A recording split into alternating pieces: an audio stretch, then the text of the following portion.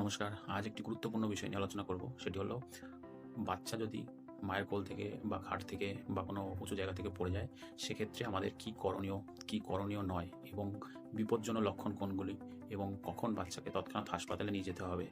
মনে রাখবেন এই সময় বাচ্চা অত্যন্ত ভয় পেয়ে যায়। তো আপনাকে ১ম এই বাচ্চাকে কোলে নিতে হবে। নেক্সট যেটি করব সেটি হচ্ছে দেখব বাচ্চার এয়ারওয়ে, ব্রিথিং এবং সার্কুলেশন ঠিক আছে কিনা।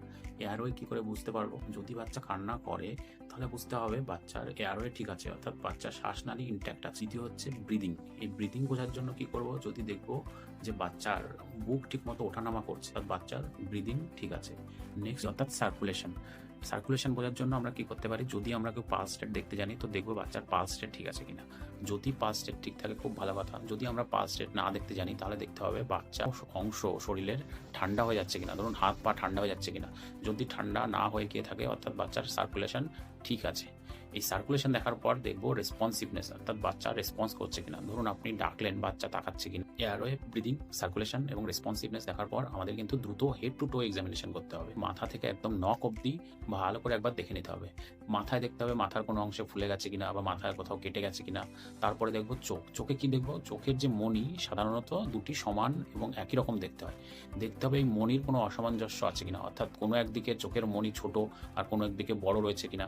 যদি এটি থাকে এটি কিন্তু খারাপ লক্ষণ। মনে রাখতে হবে মাথায় যদি রক্তক্ষরণ হয় তাহলে কিন্তু মণির এই অসামঞ্জস্য হতে পারে। পরে আমরা দেখব যে বাচ্চার বুক, পেট, হাত পা এগুলোতে কোথাও ফোলা আছে কিনা বা ভিতরের ফুলে যাওয়ার কোনো লক্ষণ আছে কিনা। কোন জিনিসগুলো করবেন না? প্রথমত বাচ্চাকে ধরে ঝাঁকাবেন না। দ্বিতীয়ত মাথার যে অংশ ফুলে আছে সেখানে খুব গায়ের জোরে চেপে রাখার দরকার নেই। ডিরেক্ট বরফ দেওয়া রিকমেন্ডেড নয়। তার বদলে কি করবেন? কোনো কাপড়ের মধ্যে বরফ নিন এবং তারপর ওই কাপড়টিকে ফোলা অংশে হালকা করে চেপে রাখুন। বাচ্চার ঘুমোতে দেওয়া যাবে না, এই ধারণা কিন্তু ভুল। বাচ্চাকে ঘুমোতে দিন, তবে 2 থেকে 3 ঘন্টা অন্তর অন্তর বাচ্চার রেসপন্স দেখুন যে বাচ্চা রেসপন্সিভ কিনা। এরপরে জানবো কোন লক্ষণগুলি বিপজ্জনক লক্ষণ বা ডেঞ্জার সাইন।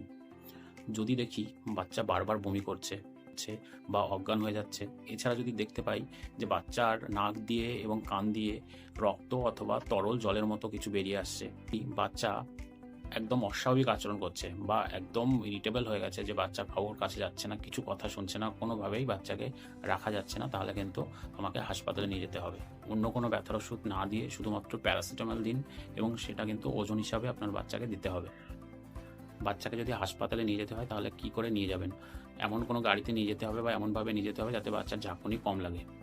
বাচ্চাকে কিন্তু এই সময় বারবার করে কোলে নেওয়ার চেষ্টা করবেন না বা একজনের কোল থেকে অন্যজনের কোলে দেবেন না।